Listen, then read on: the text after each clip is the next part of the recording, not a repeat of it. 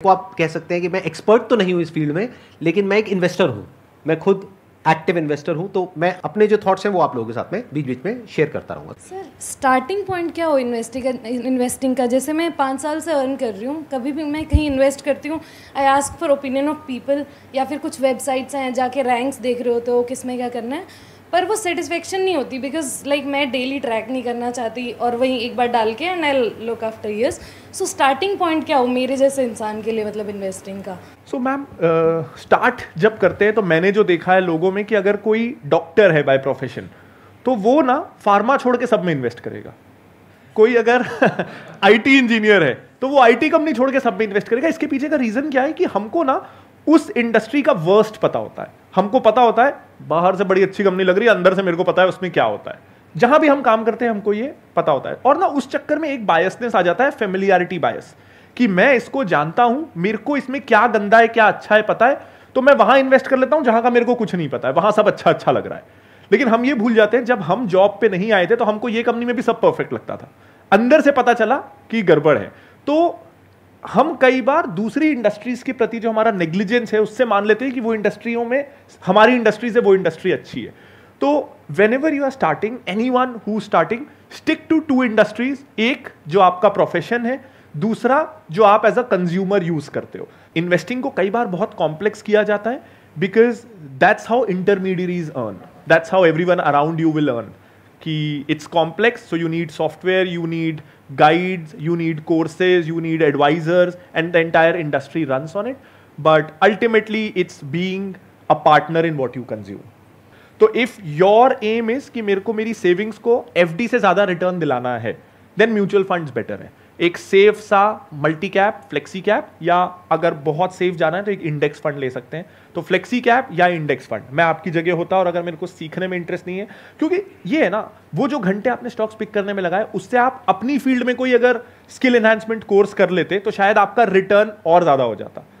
बिल्कुल सही एडवाइस दी है, जबकि इस एडवाइस में इनका बेनिफिट नहीं है, शायद इनका नुकसान ही है, क्योंकि अगर आप स्टॉक मार्केट में एंटर करेंगे तो सीखने के लिए इनकी वीडियोस देखेंगे, इनसे समझेंगे, करेंगे, तो उसमें इनका बेनिफिट है। लेकिन फिर भी इन्होंने आपको बिल्कुल जेन्युइन सलाह दी है।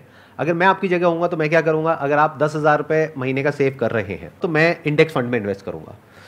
अब ये इंडेक्स फंड में क्या बेनिफिट होता है कि अगर नॉर्मल म्यूचुअल फंड में 2-3% कटता है तो इसमें ऑलमोस्ट 0% कटता है, और ये ऑटोमेटिक है, इसमें कोई अपना दिमाग नहीं लगा रहा है, कोई कुछ कर नहीं रहा है, सब कुछ अपने आप हो रहा है, प्लस आप करके भूल सकते हैं।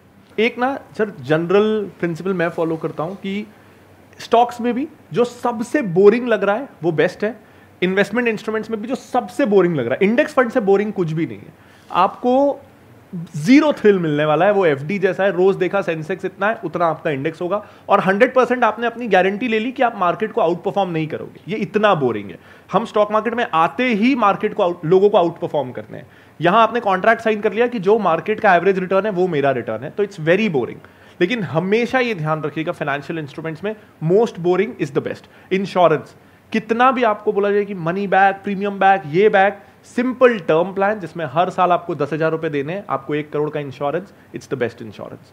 तो फाइनेंस का ये थंब रूल है, जो भी प्रोडक्ट आपको बेचा जा रहा है वो मत लीजिए, और जो सबसे बोरिंग लग रहा है वो ले लीजिए।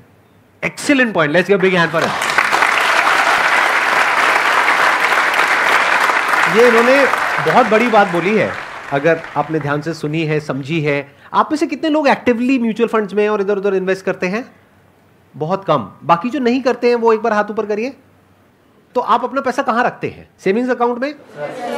ये महाबेवकूफी है। ऐसा है भाइयों और बहनों, अपना पैसा कभी भी सेविंग्स अकाउंट में नहीं रखते हैं। उसका लॉजिक क्या है वो ये बताएंगे कि वहां पे जो 2-3% मिलता है उसकी वजह से क्या हो रहा है, कि आप अपना पैसा बढ़ा रहे हो या घटा रहे हो। 6-8 महीने का पैसा, जो अगर आपका भगवान ना करे जॉब जाए या कुछ भी हो, तो 6-8 महीने के आपके खर्चों का पैसा, अगर आपके घर चलाने का खर्च 30,000 है तो 1.5 लाख रुपए, 2 लाख रुपए आपके पास होना चाहिए लिक्विडिटी में। हालांकि वो भी आप लिक्विड फंड में रख सकते हो, ऐसी एफडी में रख सकते हो जो फ्लेक्सिबल हो। तो पहला जो सेविंग्स वाले भी हैं उनका अपन पहला स्टेप करते हैं कि आई एम श्योर आपने अभी तक कोविड में इतने वीडियोस सबने बना लिए, उसके बाद भी अगर आप म्यूचुअल फंड में शिफ्ट नहीं हुए तो कुछ मेंटल ब्लॉक है, इसमें कुछ भी सही गलत नहीं है। तो अपन सबसे सिंपल स्टेप पहले करते हैं कि सेविंग्स अकाउंट में ना सबसे पहले तो अपने बैंक वाले को बोलो फॉर्म एक भरो कि मेरे को पता है ऑटो स्वीप नाम की चीज होती है, उसको चालू करके दो। तो ऑटो स्वीप से ये होता है कि आपको सेविंग्स अकाउंट में एफडी वाला रिटर्न मिलता है, तो आपका रिटर्न डबल हो जाता है, 5% हो जाएगा। और सेविंग्स अकाउंट की फ्लेक्सिबिलिटी होती है, तो आप वैसे ही डेबिट कार्ड से स्वाइप कर सकते हो, एटीएम से निकाल सकते हो, जितने दिन वो पैसा रहा अकाउंट में उतने दिन उसमें एफडी का इंटरेस्ट मिलेगा। तो सेविंग्स अकाउंट में भी, इनफैक्ट करंट अकाउंट हम सब मान के बैठते हैं कि 0% मिलेगा। कितने लोगों का करंट अकाउंट है यहाँ? बिजनेस वाले सबको 0% मिल रहा है। तो करंट अकाउंट में भी 5% इंटरेस्ट मिलता है। सिर्फ अपने बैंक वाले को बोलना है कि ऑटो स्वीप होता है, मुझे पता चल चुका है, मैं संदीप सर के शो में आ गया था। तो प्रांजल जी ने सारा जो आपका सीक्रेट है वो खोल दिया है। इनफैक्ट सर, जब मैं, आपने ये बोला, तो जब मैं बुक के लिए रिसर्च कर रहा था तो मुझे भी ये पता नहीं था, और मुझे पता चला कि हमारी जब रिटायरमेंट के समय जो टोटल नेटवर्थ होती है उसका 40% इस बात पे डिपेंड करता है कि हमने हमारे बचाए हुए पैसे का क्या किया। तो इमेजिन करिए 60%, अगर मेरी रिटायरमेंट में मेरे पास 1 करोड़ रुपए हैं, उसमें से 60 लाख के लिए मैंने 35 साल दिन में 10 घंटे नौकरी की और वो 60 लाख रुपीज हुए, उसको मैं 40 लाख रुपए और बढ़ा सकता था महीने में 1 घंटा आधा घंटा देके कि मैं इन्वेस्ट कहां कर रहा हूं। तो 60 लाख के लिए जिंदगी भर खून पसीना और अगले 40 लाख के लिए वर्चुअली नथिंग। तो इन्वेस्टिंग इसलिए जरूरी है, पैसा सेविंग्स अकाउंट से बाहर निकालना इसलिए जरूरी है। सेविंग्स अकाउंट में रफली आपका पैसा 3% से हर साल कम हो रहा है, क्योंकि इन्फ्लेशन 5-6% के आसपास होती है। महंगाई बढ़ रही है, ये हम सबको पता है, सब्जियों के, पेट्रोल के, हर चीज का भाव बढ़ रहा है। तो अगर आपका पैसा उसके साथ ग्रो नहीं करेगा तो मतलब आप पहले से गरीब हो रहे हो। आज जो चीज 100 में मिल रही है, आप चाहो ना चाहो अगले साल वो 105 में मिलेगी, और वो तो मिलेगी ही। महंगाई ने अपनी एफडी करा रखी है, आप अपनी एफडी करा के